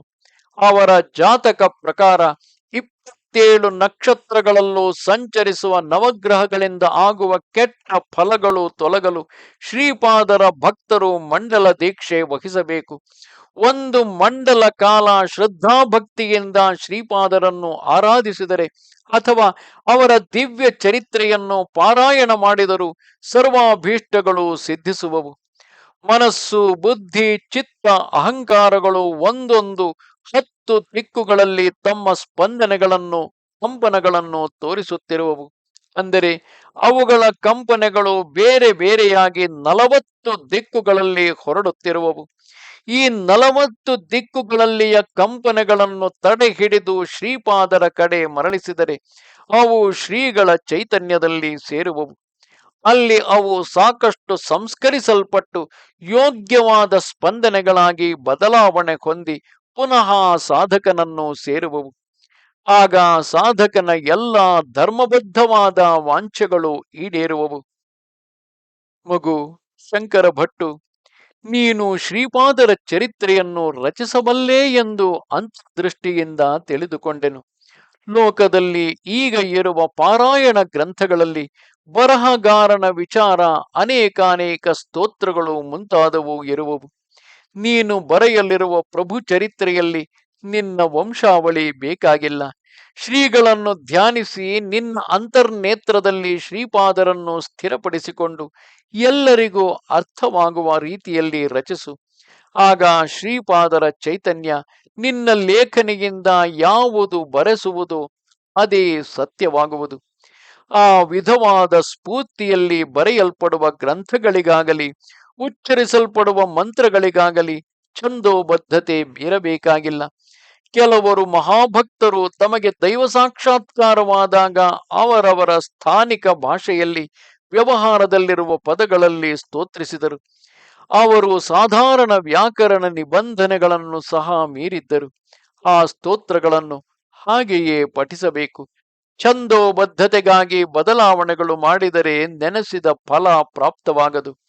ಭಕ್ತನ ಯಾವ ಪದಗಳಲ್ಲಿ ಭಗವಾನರು ಸಂತುಷ್ಟರಾಗಿ ವರವನ್ನಿತ್ತರೋ ಆ ಪದಗಳಲ್ಲಿ ಭಗವಾನರ ಅನುಗ್ರಹ ಶಕ್ತಿ ಸಹ ಇರುವುದು. ಆ ಪದಗಳಿಂದ ಕೂಡಿದ ಸ್ತೋತ್ರಗಳನ್ನು ನಾವು ಪಠಿಸುವಾಗ ನಮ್ಮ ಚೈತನ್ಯ ಬೇಗನೆ ಭಗವತ್ ಚೈತನ್ಯಕ್ಕೆ ಹತ್ತಿರದಲ್ಲಿರುವುದು. ಭಗವಾನರು ಭಾವಪ್ರಿಯನೇ ಹೊರತು ಬಾಹ್ಯ ಪ್ರಿಯನಲ್ಲ. ಭಾವನೆ ಎಂಬುದು ಶಾಶ್ವತ ಶಕ್ತಿ, ಇದು ನೆನಪಿರಲಿ ಎಂದರು. ಆಗ ನಾನು ಹೀಗೆಂದೆನು, ಸ್ವಾಮಿ, ಭೋಜನಾನಂತರ ಸದ್ಗುರುವಿನ ಮಾತುಗಳು ಅದೆಷ್ಟೋ ಸಂತುಷ್ಟಕರವು. ಇನ್ನು ಶ್ರೀಪಾದರ ಅವತಾರ ವಿಶೇಷಗಳನ್ನು ತಿಳಿಸಿ ನನ್ನನ್ನು ಕೃತಾರ್ಥನನ್ನಾಗಿ ಮಾಡಬೇಕೆಂದು ಪ್ರಾರ್ಥನೆ. ಆನಂದ ಶರ್ಮ ಹೀಗೆ ನುಡಿದರು. ಶ್ರೀಪಾದರು ಮಲ್ಲಾದಿಗಳಿಗೂ ವೆಂಕಟಪ್ಪಯ್ಯ ಶ್ರೇಷ್ಠಿಗಳಿಗೂ ಮತ್ತು ವತ್ಸವಾಯಿಗೂ ಬಹಳ ಸನ್ನಿಹಿತರಾಗಿ ನುಡಿಯಲಾರದ ಋಣಾನುಬಂಧ ಇಟ್ಟಿರುವರು. ಆ 3 ಕುಟುಂಬದವರಿಗೂ ಪುಣ್ಯ ಬಲ ಅದೆಷ್ಟೋ ಇತ್ತು. ಆದ್ದರಿಂದಲೇ ಅವರ ತಂದೆ ಆ 3 ಕುಟುಂಬದವರು ಕೊಡುವ ದ್ರವ್ಯವನ್ನಾಗಲಿ ವಸ್ತುಗಳನ್ನಾಗಲಿ ಸ್ವೀಕರಿಸದೇ ಇರುವುದು ಅರ್ಥವಿಲ್ಲದ ವಿಷಯವೆಂದು ಶ್ರೀಪಾದರು ಅಭಿಪ್ರಾಯಪಟ್ಟರು. ಶ್ರೀಪಾದರ ಇಷ್ಟಾನುಸಾರ ಹಬ್ಬ ಹರಿಕೆಗಳಲ್ಲಿ ಮಾತ್ರ ಅಲ್ಲದೆ ಇತರ ಸಂದರ್ಭಗಳಲ್ಲಿ ಸಹ ಅಪ್ಪಲರಾಜ ಶರ್ಮ ದಂಪತಿಗಳು ಅವರ ಮಕ್ಕಳ ಜೊತೆ ಮಲ್ಲಾದಿಗಳ ಮನೆಗೆ, ವೆಂಕಟಪ್ಪಯ್ಯ ಶ್ರೇಷ್ಠಿ ಮತ್ತು ವತ್ಸವಾಯರ ಮನೆಗಳಿಗೆ ಯಥೇಚ್ಛವಾಗಿ ಹೋಗಿ ಬರುತ್ತಿದ್ದರು. ವೆಂಕಟಪ್ಪಯ್ಯ ಶ್ರೇಷ್ಠಿಗಳು ಒಮ್ಮೆ ಒಂದು ಹಬ್ಬಕ್ಕೆ ಅಪ್ಪಲರಾಜ ಶರ್ಮ ದಂಪತಿಗಳನ್ನು ಅವರ ಮನೆಗೆ ಊಟಕ್ಕೆ ಕರೆದರು. ಶ್ರೀಪಾದರನ್ನು ತಮ್ಮ ಮಡಿಲಿನಲ್ಲಿ ಕೂರಿಸಿಕೊಂಡು ತೂಗು ಉಯ್ಯಾಲೆಯಲ್ಲಿ ಶ್ರೀ ವೆಂಕಟಪ್ಪಯ್ಯ ಶ್ರೇಷ್ಠಿಗಳು ತೂಗುತ್ತಿದ್ದರು. ಆ ದಿನ ಶ್ರೇಷ್ಠಿಗಳು ಮೌನದಿಂದಿದ್ದರು. ಕಾರಣ, ಪೀಠಿಕಾಪುರದಲ್ಲಿ ಒಬ್ಬ ಪ್ರಸಿದ್ಧ ಜ್ಯೋತಿಷ್ಯನಿದ್ದನು. ಆತ ಓಡ್ರ ದೇಶಕ್ಕೆ ಹೋಗಿ ಜ್ಯೋತಿಷ್ಯ ಕಲಿತಿದ್ದನು. ಆತ ಹೇಳಿದ ಜ್ಯೋತಿಷ್ಯ ಸುಳ್ಳಾಗಿಲ್ಲ. ಆತ ಖಚಿತವಾಗಿ ಯಾರದೇ ಆಗಲಿ ಸಾವಿನ ಸಮಯವನ್ನು ಸೂಚಿಸಬಲ್ಲ. ಅಂತಹ ಆತ ಶ್ರೇಷ್ಠಿಗಳು ಇಂತಹ ದಿನ ಎಷ್ಟು ಘಡಿಯ ವಿಘಡಿಯಗಳಿಗೆ ಹೃದಯಕ್ಕೆ ಸಂಬಂಧಿಸಿದ ವ್ಯಾಧಿಯಿಂದ ಸಾವನ್ನಪ್ಪುವರೆಂದು ಹೇಳಿದ್ದನು. ಅಷ್ಟೇ ಅಲ್ಲ, ಆತ ಕೆಲವು ಔಷಧಿ ಸಸ್ಯಗಳಿಗೂ ಗ್ರಹಗಳಿಗೂ ನಕ್ಷತ್ರಗಳಿಗೂ ಕೆಲವು ಪವಿತ್ರ ವೃಕ್ಷಗಳಿಗೂ ಯೋಗ ಪ್ರಕ್ರಿಯೆಗಳಿಗೂ ಸಂಬಂಧವಿದೆ ಎಂದು, ತಾನೊಂದು ಔಷಧ ರಾಜವಾದ ತಾಯತ್ತನ್ನು ಕೊಡುವೆನೆಂದು, ಅದರಿಂದ ಶ್ರೇಷ್ಠಿಗೆ ಒಕ್ಕರಿಸಿರುವ ಅಪಮೃತ್ಯು ದೋಷ ದೂರ ಆಗುವುದೆಂದು ಶ್ರೇಷ್ಠಿಗಳು ಅಪ್ಪಲರಾಜ ಶರ್ಮರನ್ನು ಬಿಟ್ಟು ತನ್ನನ್ನು ಅವರ ಮನೆಯ ಕುಲಪುರೋಹಿತನನ್ನಾಗಿ ಮಾಡಿಕೊಳ್ಳಬೇಕೆಂದು ಹೇಳಿದ್ದರು. ಇದಕ್ಕೆ ಶ್ರೇಷ್ಠಿಗಳು ಒಪ್ಪಲಿಲ್ಲ. ನನ್ನ ಭವಿಷ್ಯವಾಣಿ ತಪ್ಪಾದರೆ ತಲೆ ಕೂದಲು ಬೋಳಿಸಿಕೊಳ್ಳುವುದಾಗಿಯೂ ಕತ್ತೆಯ ಮೇಲೆ ಆ ಊರಿನಲ್ಲಿ ಸವಾರಿ ಮಾಡುವೆನೆಂದು ಪ್ರತಿಜ್ಞೆ ಮಾಡಿದನು. ಈ ವಿಷಯ ಅಪ್ಪಲರಾಜ ಶರ್ಮರಿಗೂ ಪಾಪನಾರ್ಯರಿಗೂ ತಿಳಿಸಲಾಯಿತು. ಪಾಪನಾರ್ಯರು ಗಂಭೀರವಾದ ಲೆಕ್ಕಾಚಾರ ಮಾಡಿ ದೈವಶಕ್ತಿ ಕೆಲಸ ಮಾಡಲು ಶ್ರೇಷ್ಠಿಗಳ ಅಪಮೃತ್ಯು ನಿವಾರಿಸಲಾಗುವುದೆಂದು ತಿಳಿಸಿದರು. ಅಪ್ಪಲರಾಜ ಶರ್ಮ ಕಾಲಾಗ್ನಿಶಮನನನ್ನು ಪೂಜಿಸಿ ತೀರ್ಥವನ್ನು ಪ್ರಸಾದವಾಗಿತ್ತನು. ಸುಮತಿ ಮಾತೆ ಪ್ರಸನ್ನ ಮುಖಳಾಗಿ ಆಕೆಯೇ ಚಿಕ್ಕಪ್ಪನಾಗಿ ಭಾವಿಸುತ್ತಿದ್ದ ಶ್ರೇಷ್ಠಿ ಹತ್ತಿರ ಬಂದಿದ್ದಳು. ಇಷ್ಟರಲ್ಲಿ ಶ್ರೇಷ್ಠಿಗೆ ಹೃದಯದಲ್ಲಿ ಬಾಧೆ ಆಗಿ ಅಮ್ಮ ಎಂದು ಕೂಗಿದರು. ಹತ್ತಿರವೇ ಇದ್ದ ಸುಮತಿ ಮಾತೆ, ತಂದೆ ನನ್ನನ್ನು ಕರೆದರ ಎಂದು ಓಡಿ ಬಂದು ಆಕೆಯ ದಿವ್ಯ ಮಂಗಳ ಸ್ವರೂಪ ಶ್ರೀಹಸ್ತದಿಂದ ಶ್ರೇಷ್ಠಿಗಳ ಹೃದಯವನ್ನು ಸ್ಪರ್ಶಿಸಿದಳು. ಶ್ರೇಷ್ಠಿ ಮಡಿಲಲ್ಲೇ ಇದ್ದ ಶ್ರೀಪಾದರು ಹೋಗು ಎಂದು ಗಟ್ಟಿಯಾಗಿ ಕೂಗಿದರು. ಶ್ರೇಷ್ಠಿ ಮನೆಯಲ್ಲಿ ಒಂದು ಗಂಡು ಎಮ್ಮೆಯಿತ್ತು. ತಕ್ಷಣವೇ ಅದು ಕಾಲುಗಳನ್ನು ಚಾಡಿಸುತ್ತಾ ಕ್ಷಣಗಳಲ್ಲೇ ಪ್ರಾಣ ಬಿಟ್ಟಿತು. ಶ್ರೇಷ್ಠಿಗಳು ರಕ್ಷಿಸಲ್ಪಟ್ಟರು. ಈ ವಿಷಯ ತಿಳಿದು ಜ್ಯೋತಿಷ್ಯನು ತಕ್ಷಣವೇ ಶ್ರೇಷ್ಠಿಗಳ ಮನೆಗೆ ಓಡಿ ಓಡಿ ಬಂದನು. ತನ್ನ ಅಮೋಘ ಜ್ಯೋತಿಷ್ಯ ಸ್ವಲ್ಪದರಲ್ಲೇ ತಪ್ಪಿದ್ದಕ್ಕೆ ಆತನು ಒಳಗೊಳಗೆಯೇ ಬಹಳ ದುಃಖಿಸಿದನು. ಜ್ಯೋತಿಷಿಯ ಸಂಗಡ ಶ್ರೀಪಾದರು, ನೀನು ಜ್ಯೋತಿಷಿಯೇ, ಬಹಳ ಸಾಧನೆ ಮಾಡಿರುವೆಯೇ ಸರಿ. ಜ್ಯೋತಿಗಳಿಗೆ ಜ್ಯೋತಿಯಾದ ನಾನು ಇಲ್ಲಿರಲು ಶ್ರೇಷ್ಠಿಗೆ ಮೃತ್ಯು ಭಯಬೇಕೆ? ನೀನು ಕೂದಲು ತೆಗೆಸಿ ಕತ್ತೆಯ ಮೇಲೆ ಊರಲ್ಲಿ ಸವಾರಿ ಮಾಡಬೇಕಿಲ್ಲ. ಪಶ್ಚಾತ್ತಾಪ ಪಟ್ಟರೆ ಸಾಕು. ನಿನ್ನ ತಂದೆ ಬದುಕಿದ್ದಾಗ ಶ್ರೇಷ್ಠಿಯ ಬಳಿ ಸಾಲ ಮಾಡಿದ್ದನು. ಸಾಲ ತೀರಿದೆ ಎಂದು ಸುಳ್ಳು ನುಡಿದಿದ್ದನು. ಅದು ಶ್ರೀ ಗಾಯತ್ರಿ ಸಾಕ್ಷಿಯಾಗಿ ಹೇಳಿದ್ದನು. ಅದರ ಫಲ ನಿನ್ನ ತಂದೆ ಶ್ರೇಷ್ಠಿ ಮನೆಯ ಎಮ್ಮೆಯ ಕೋಣವಾಗಿ ಹುಟ್ಟಿದ್ದರು. ಶ್ರೇಷ್ಠಿ ಧರ್ಮಾತ್ಮ, ಹಾಗಾಗಿ ಆ ಕೋಣಕ್ಕೆ ಸರಿಯಾಗಿ ಆಹಾರ ನೀಡಿದರು. ಕೀಳು ಜನುಮ ಹೊಂದಿದ್ದ ನಿನ್ನ ತಂದೆಗೆ ಉತ್ತಮ ಜನುಮ ನಾನು ಪ್ರಸಾದಿಸಿರುವೆ. ಅಪಮೃತ್ಯುವಿನ ಬರೆ ಬೀಳಲಿರುವ ಶ್ರೇಷ್ಠಿಯ ಕರ್ಮ ಫಲವನ್ನು ಆ ಎಮ್ಮೆ ಕೋಣಕ್ಕೆ ಬದಲಾಯಿಸಿದೆ. ನೀನೀಗ ಆ ಕೋಣಕ್ಕೆ ದಹನ ಸಂಸ್ಕಾರ ಮಾಡಿ ಅನ್ನದಾನ ಮಾಡು. ನಿನ್ನ ತಂದೆಗಿದ್ದ ಕರ್ಮ ಫಲ ನಶಿಸುವುದು, ಉತ್ತಮ ಗತಿ ಲಭಿಸುವುದು ಎಂದು ನುಡಿದರು. ಶ್ರೀಪಾದರ ಆದೇಶಾನುಸಾರವೇ ಆ ಜ್ಯೋತಿಷಿಯು ಆಚರಿಸಿದನು. ಮಗು ಶಂಕರ ಭಟ್ಟು, ಶ್ರೀಪಾದರು ಅನೇಕ ವಿಧಗಳಲ್ಲಿ ಪ್ರಾಣರಕ್ಷಣೆ ಮಾಡುವರು. ಒಮ್ಮೊಮ್ಮೆ ಮುಂದಿನ ಜನುಮದ ಸ್ವಲ್ಪ ಆಯಸ್ಸನ್ನು ಕಡಿಮೆ ಮಾಡಿ ಈ ಜನುಮದ ಆಯುಷ್ಯವನ್ನು ಬೆಳೆಸಬಲ್ಲರು. ಇಲ್ಲ ಕರ್ಮ ಫಲಗಳನ್ನು ಬದಲಾಗಿಸಿ ತಕ್ಕ ಪದ್ಧತಿಯಲ್ಲಿ ಶ್ರೇಷ್ಠಿಗಳಿಗೆ ನಡೆದಂತೆ ಮಾಡಬಲ್ಲರು. ಶ್ರೇಯೋಭಿಲಾಷಿಯ ಆಯುಷ್ಯವನ್ನು ಯಾರಿಗಾದರೂ ಕೊಡಬಲ್ಲರು. ಅಸಾಧಾರಣ ಪರಿಸ್ಥಿತಿಯಲ್ಲಿ ಮೃತ್ಯುವನ್ನೇ ಶಾಸಿಸಿ ಆಯುಷ್ಯವನ್ನು ಕೊಡಬಲ್ಲರು. ಶರೀರದಲ್ಲಿ ಕಡಿತ ಮತ್ತು ಬೆಳವಣಿಗೆಗಳನ್ನು ನಿಲ್ಲಿಸಿ ಯೋಗಿ ಪ್ರಾಣಶಕ್ತಿಯನ್ನು ತನ್ನ ಅಧೀನದಲ್ಲಿ ಇಟ್ಟುಕೊಳ್ಳುವನು. ಶ್ರೀಪಾದರು ಯೋಗದ ಸಂಪೂರ್ಣಾವತಾರಿ. ಅವರಿಗೆ ಅಸಾಧ್ಯವೆನ್ನುವುದೇ ಇಲ್ಲ. ಉಸಿರಾಟ ವಿಚ್ಛೇದನೆಯಿಂದ ಮುಕ್ತಿ ಹೊಂದುವುದು ಸುಲಭತರ. ಕ್ರಿಯಾಯೋಗಿ ತನ್ನ ಪ್ರಾಣಶಕ್ತಿಯನ್ನು ಆಜ್ಞಾ, ವಿಶುದ್ಧ, ಅನಾಹತ, ಮಣಿಪೂರ, ಸ್ವಾಧಿಷ್ಠಾನ, ಮೂಲಾಧಾರ ಚಕ್ರಗಳನ್ನು ಸುತ್ತಿ ಮೇಲಿನಿಂದ ಕೆಳಕ್ಕೆ, ಕೆಳಗಿನಿಂದ ಮೇಲಕ್ಕೂ ಪರಿಭ್ರಮಿಸುವಂತೆ ಮಾಡುತ್ತಾನೆ. ಒಂದು ಕ್ರಿಯೆಗೆ ಹಿಡಿಸುವ ಸಮಯ 1 ವರುಷದಲ್ಲಿ ನಡೆಯುವ ಪ್ರಕೃತಿ ಸಹಜವಾದ ಆಧ್ಯಾತ್ಮಿಕ ವಿಕಾಸಕ್ಕೆ ಸಮಾನ. ಮಗು, ಅಹೋರಾತ್ರಿಯಲ್ಲಿನ 3ನೇ ಭಾಗ ಸಮಯದಲ್ಲಿ 1000 ಕ್ರಿಯೆಗಳು ನಡೆದರೆ ಕೇವಲ 3 ವರುಷಗಳಲ್ಲಿ ಸಹಜ ಪ್ರಕೃತಿಯಿಂದ 10 ಲಕ್ಷಗಳ ವರುಷಗಳಲ್ಲಿ ಬರುವ ಪರಿಣಾಮ ಬರುವುದು. ಪುರಾಣಗಳಲ್ಲಿ 1000 ವರುಷ ತಪಸ್ಸು ಮಾಡಿದ ಯೋಗಿಗಳ ಬಗ್ಗೆ ಹೇಳುವಾಗ ಆ ಸಮಯ ಸಹಜವಾಗಿ ಪ್ರಕೃತಿಗೆ ಹಿಡಿಸುವ ಪರಿಣಾಮ ಸಮಯವೆಂದು ಅರ್ಥ ಮಾಡಿಕೊಳ್ಳಬೇಕು. ಅಂದರೆ ಆಯಾ ಯೋಗಿಗಳಿಗೆ ಹಿಡಿಸುವ ವಾಸ್ತವ ಸಮಯ ಬೇರೆಯಾಗಿಯೂ ಆ ಪರಿಣಾಮ ಪ್ರಕೃತಿ ಸಿದ್ಧವಾಗಿ ಬರಲು ಹಿಡಿಸುವ ಸಮಯ ಬೇರೆಯಾಗಿಯೂ ಅರ್ಥ ಮಾಡಿಕೊಳ್ಳಬೇಕು. ಬ್ರಹ್ಮದೇವರು ಪ್ರತಿ ಜೀವಿಗೂ ಆಯುಷ್ ಕೊಟ್ಟು ಉಸಿರಾಟ ನಿರ್ಧರಿಸುವನು. ಅಷ್ಟೇ ಹೊರತು ಇಷ್ಟು ವರುಷವೆಂದು ನಿರ್ಧರಿಸುವುದಿಲ್ಲ. ಕೋಪ, ಆವೇಶದಂತಹ ಕೆಟ್ಟ ಲಕ್ಷಣಗಳು ಇದ್ದಾಗ ಶ್ವಾಸ ಹೆಚ್ಚಾಗಿ ಖರ್ಚಾಗುವುದು. ಅದರಿಂದ ಆಯುಷು ಕಡಿಮೆಯಾಗುವುದು. ಮನಶ್ಚಂಚಲದ ಕೋತಿ ಅಧಿಕ ಉಸಿರಾಟ ಮಾಡುವುದು. ಆದ್ದರಿಂದಲೇ ಅಲ್ಪಾಯುಷಿ. 300 ವರ್ಷ ಜೀವಿಸುವ ಆಮೆ ಒಂದು ನಿರ್ದಿಷ್ಟ ಕಾಲದಲ್ಲಿ ಕೋತಿ ತೆಗೆದುಕೊಳ್ಳುವ ಉಸಿರಾಟದಲ್ಲಿ 8ನೇ 1 ಭಾಗ ಮಾತ್ರವೇ ತೆಗೆದುಕೊಳ್ಳುತ್ತದೆ. ಶ್ರೀ ಆನಂದ ಶರ್ಮ ಸದ್ಗೋಷ್ಠಿಯಿಂದ ನಾನೆಷ್ಟೋ ಜ್ಞಾನವಂತನಾದೆನು. ಗಣೇಶ ಭಟ್ಟರು ಹೇಳುತ್ತಿರುವುದು. ಬೆಳ್ಳಂ ಬೆಳಗ್ಗೆ ಕ್ಷಮಿಸಿ ಶಂಕರ ಭಟ್ಟರು ಹೇಳುತ್ತಿರುವುದು.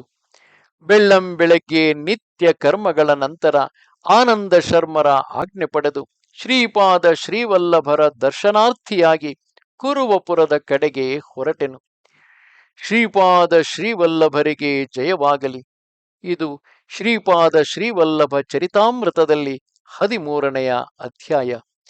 ನಮಸ್ತೆ ಶಾರದೆ ದೇವಿ ಕಾಶ್ಮೀರ ಪುರವಾಸಿನಿ ತ್ವಾಮಹಂ ಪ್ರಾರ್ಥೆಯೇ ನಿತ್ಯಂ ವಿದ್ಯಾದಾನಂಚ ದೇಹಿಮೆ. ನಮಸ್ಕಾರ.